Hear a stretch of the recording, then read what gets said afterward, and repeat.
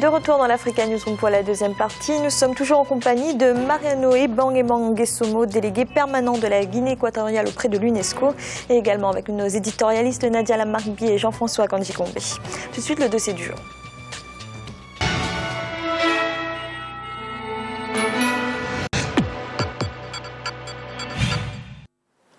En Guinée équatoriale, une ville est en train d'être créée au milieu de la forêt d'Afrique centrale, un espace destiné à accueillir la future cité administrative du pays d'ici à 2020. Cette ville nouvelle, qui doit abriter à terme 65 000 habitants, c'est Oyala. Un reportage de nos correspondants Serge Kofi et Policarpo Edoumassa. C'est l'un des plus grands projets de ces 10 dernières années en Guinée équatoriale. Cette nouvelle ville qui sort de terre s'appelle Oyala. En pleine forêt équatoriale, la nouvelle cité administrative a pour but de rendre attractive la partie intérieure du pays. Les plans proposés ici témoignent de la modernité du projet. Conduit par Guinée équatoriale Projet, le projet s'appuie sur les conceptions les plus modernes de l'architecture contemporaine.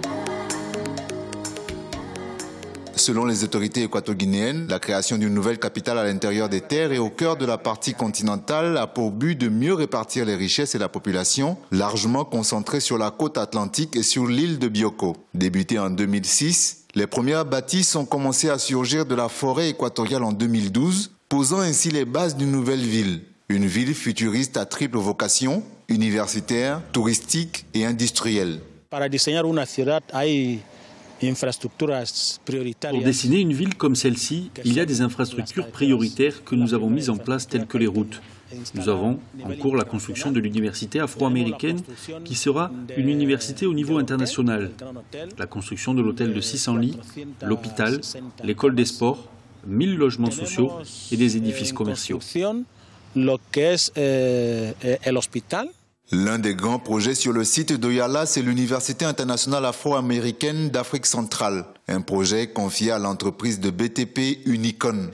Un projet qui s'étend sur une superficie de 2 millions de mètres carrés sur lequel se dressent des bâtiments qui vont abriter 9 facultés universitaires, le rectorat, 8 édifices résidentiels et sa bibliothèque universitaire avec sa gigantesque coupole d'acier et de verre. Ceci est l'un des grands projets que nous exécutons ici dans la ville d'Oyala. L'Université afro-américaine d'Afrique centrale est divisée en 3 phases. La première est exécutée à 98%, la seconde à 80% et la troisième partie à 25% d'exécution. Nous avons l'intention de finir les 3 phases du projet en septembre 2015. Une urbanisation moderne est envisagée avec pour ambition de révéler le paysage de la région. Le projet, déroulé sur 10 ans, est prévu pour abriter 65 000 habitants. Plusieurs entreprises se partagent les chantiers, à l'instar du belge B6 pour les ponts, les résidences pour l'entreprise Seguibat et l'entreprise italienne Piccini pour les bâtiments. Certaines entreprises ont déjà livré leurs ouvrages tels que cet hôtel.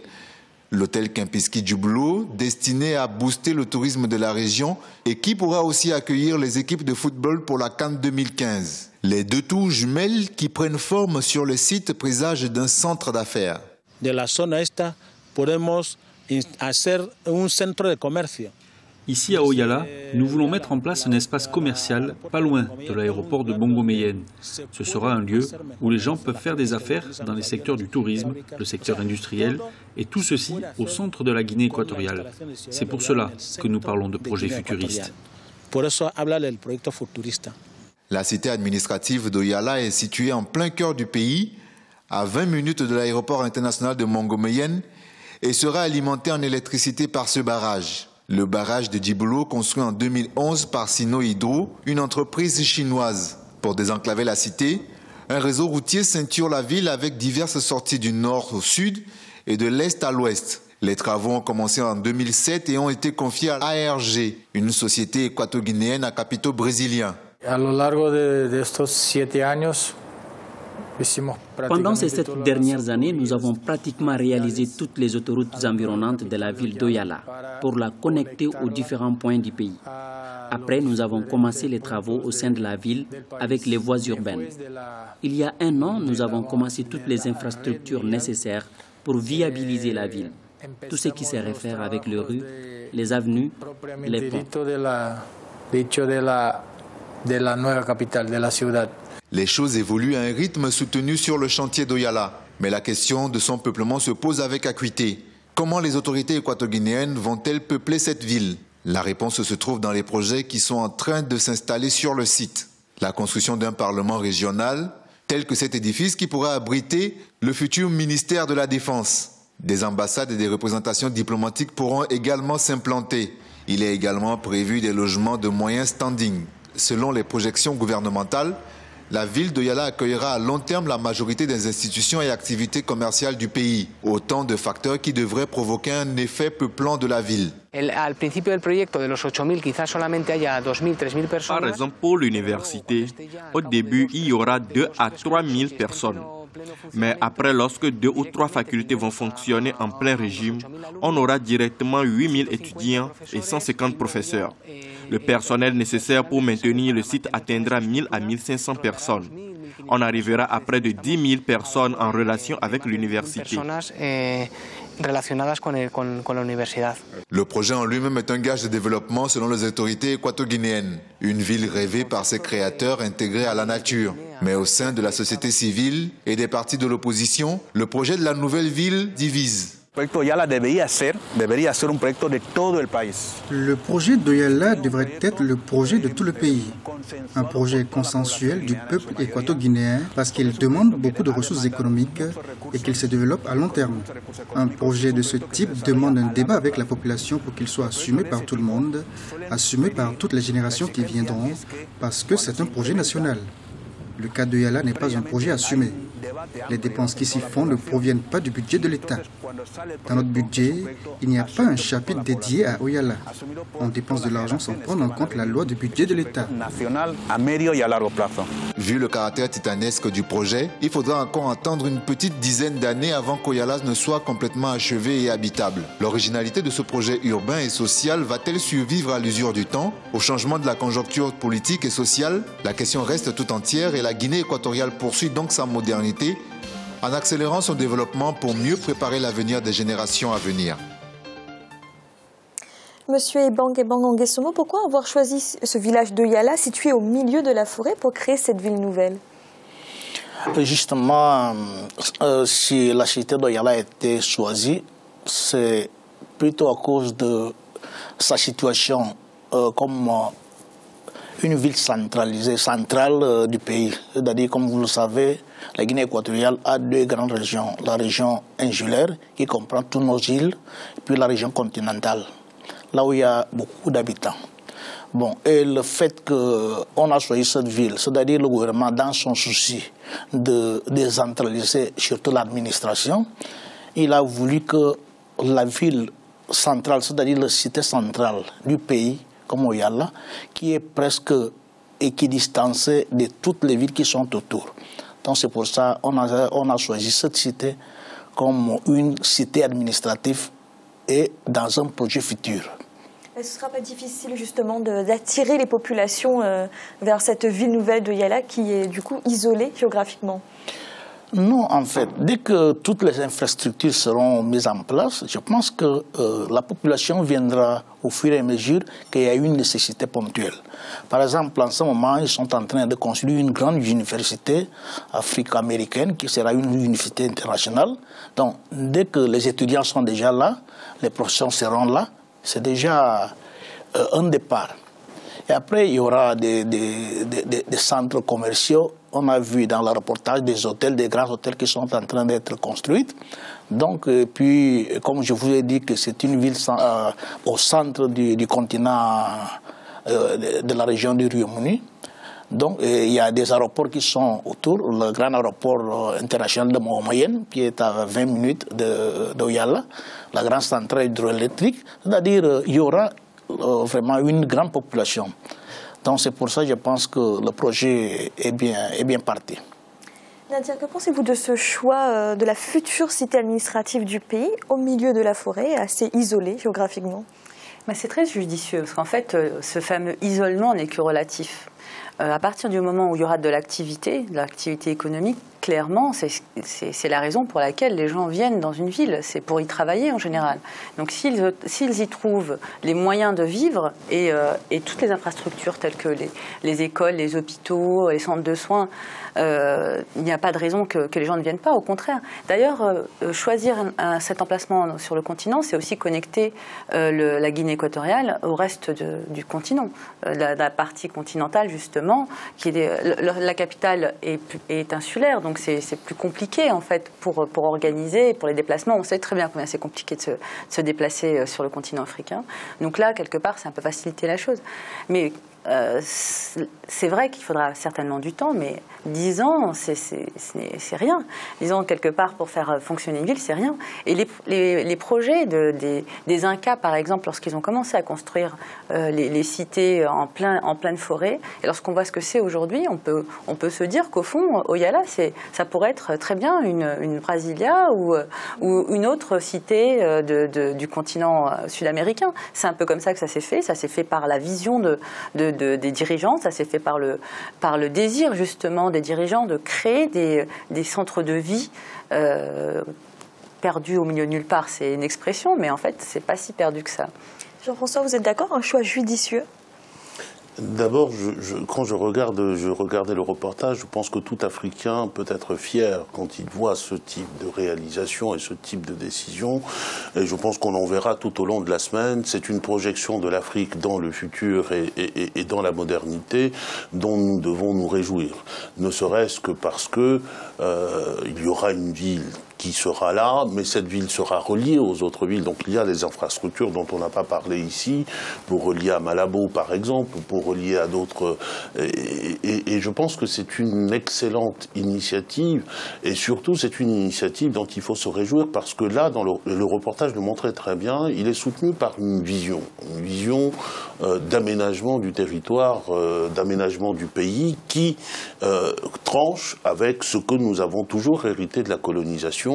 Et j'ai noté dans ce reportage que le projet n'est pas seulement un projet de mettre en place une ville magnifique, il s'agit de mettre en place une décentralisation économique, administrative, couvrir l'ensemble du territoire, et puis surtout un élément qu'on ne met jamais trop en exergue, qui est une forme de décentralisation, de déconcentration politique. Le centre Oyala, ce sera aussi un centre politique et administratif. C'est important. Quand on parlait tout à l'heure de la question du peuplement des villes, les personnes vont y venir pour se soigner, pour éduquer leurs enfants, etc. Mais cette ville, elle fonctionne, et puis également pour travailler, mais cette ville, elle fonctionnera aussi si tout autour, les personnes qui habitent là sont assurées d'avoir des décisions qui intéressent leur vie au plus près d'eux-mêmes. Et ça, c'est un enjeu, je crois, y compris pour tous les autres pays qui sont engagés dans ce type de processus-là, qui est celui de diffuser en quelque sorte le pouvoir de l'État tout à travers le territoire. Et si cela accompagne ce type d'initiative, je m'en réjouis d'autant plus. Monsieur Ebang Anguissomo, certains estiment quand même que le projet est trop ambitieux, dont l'opposition qui estime que cela n'a pas fait l'objet d'un consensus. Que répondez-vous? Bon, je peux dire que le projet est ambitieux, mais il faut voir, nous commençons à voir déjà les résultats de ce projet. Quand le projet a commencé, bon, il n'y a pas eu de consensus comme vous le dites, mais l'idée était là, c'est-à-dire la projection était là. Donc on commence à voir comme les immeubles sortent de terre, les grands hôtels, et puis on commence à voir vraiment la vision de ce que ça va donner, ce projet. Je pense qu'une initiative pareille, il ne faut pas le négliger. Et comme vous le savez, nous avons deux grandes villes, la capitale Malabo, qui est la capitale politique, et la capitale économique qui est Bata. Mais ces deux villes-là sont presque déjà étouffées. Alors, cette idée d'avoir une autre ville avec toutes les infrastructures nécessaires pour essayer de décentraliser un petit peu l'administration et même d'autres services qui intéressent à la population, donc c'est une bonne idée. Donc pour ça, je pense que même c'est un projet ambitieux, mais il faut aussi des moyens. Les moyens ont été donnés pour que le projet voit le jour. Donc je pense que maintenant, nous commençons à voir que le projet Oyala, c'est un projet qui peut bénéficier pas seulement la Guinée équatoriale, mais l'Afrique tout entière. Alors Nadia, justement, le concept des villes nouvelles est adopté par plusieurs pays africains, mais dans des pays émergents comme les pays africains en voie de développement, est-ce qu'on peut comprendre qu'une certaine partie de la population estime qu'il faut d'abord améliorer les infrastructures existantes avant de construire des villes nouvelles? Peut-être qu'il faut mener tous les chantiers de front et en même temps. Cette hiérarchisation de on maintient l'existant en bon état avant de construire du nouveau ne fonctionne que s'il n'y a pas de croissance de la population et s'il n'y a pas si on est sur un cercle fermé. Mais là, en l'occurrence, les villes africaines vivent, bougent, se développent, donc la population augmente de manière croissante, enfin de 3%, on avait dit hier, chaque année, ce qui est quand même assez important. Donc il faut prendre en compte aussi l'augmentation de la population et la gestion de ces nouveaux arrivants. Donc on ne peut pas juste rester sur l'acquis, rester sur l'existant et maintenir. C'est vrai qu'il faut le faire. Et c'est vrai que c'est un problème majeur en Afrique. Ce n'est pas fait, ce n'est pas toujours fait. Et là, en l'occurrence, il faut être capable à la fois de lancer des nouveaux projets et à la fois, justement, de maintenir ce existant.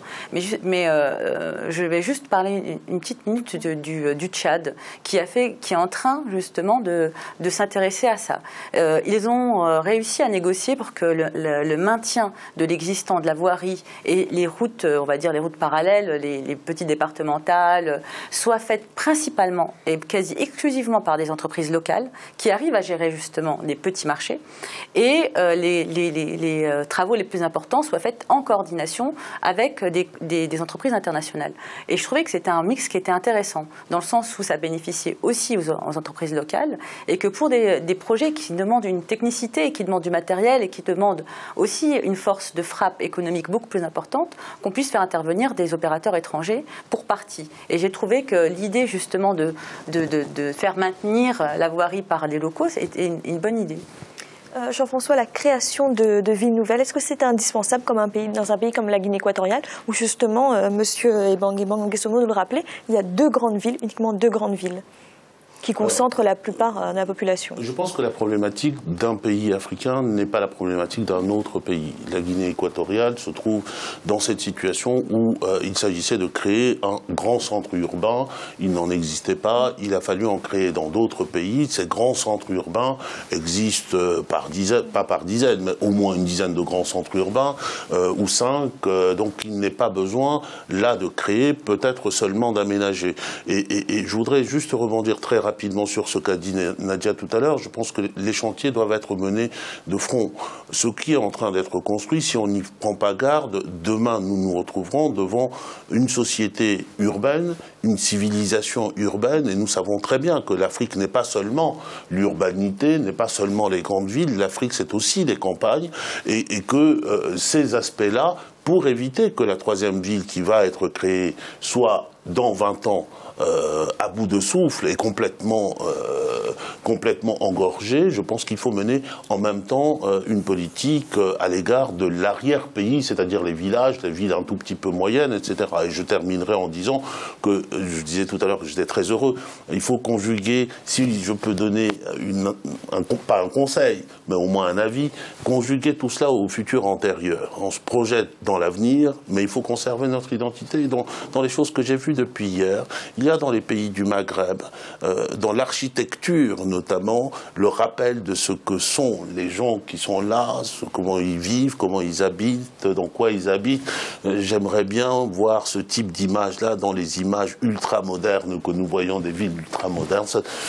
C'est simplement que ça me ferait très plaisir, mais mon plaisir compte si peu dans ce genre d'opération. Monsieur Ebang Ngesomo, on va revenir au cas d'Oyala. La ville est en train d'être créée au milieu de la forêt. Est-ce que le gouvernement a pris la mesure des enjeux environnementaux? Bien sûr. Ce que je dois vous dire, c'est que la création de cette ville n'a pas été par hasard. D'abord, toutes les conditions environnementales ont été respectées. La ville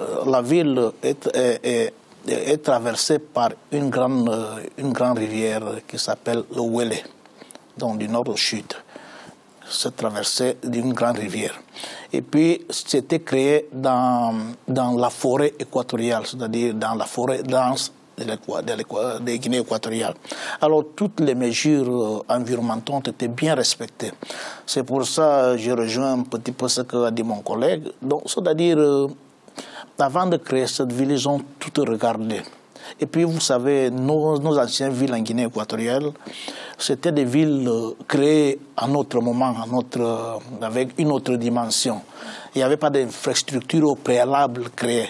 C'est-à-dire, par exemple, les fauchets, machin, tout ça là. Mais alors que, comme la nouvelle ville là est tracée, toutes les études de préfactibilité ont été faites. Alors, quand la ville se monte, en ce moment, au fur et à mesure que tout ça se passe, c'est-à-dire, nous voyons en fait que toutes les structures environnementales sont respectées.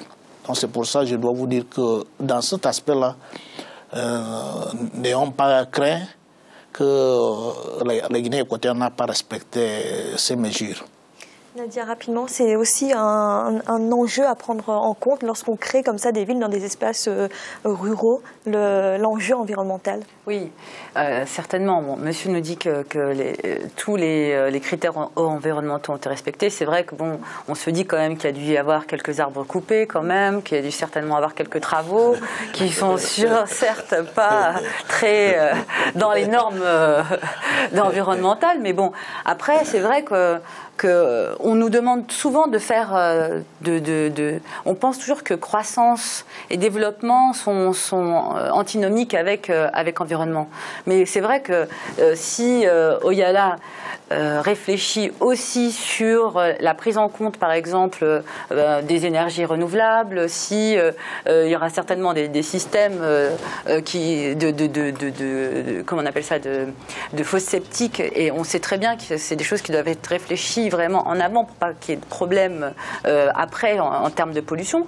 Donc j'espère que ces choses-là ont été prises en compte, et j'espère qu'à l'avenir, d'autres types de villes, éco-villes, éco-villages, avec des quartiers qui soient un peu plus proches de la nature seront construits en Afrique. Mais ça commence à se faire, et je suis persuadée que tout le monde y viendra un jour ou l'autre, parce qu'on sait très bien que c'est dans l'obligation quelque part de nous, Africains, de protéger notre terre, et on l'a toujours fait jusque-là, et je ne vois pas pourquoi on ne le ferait pas.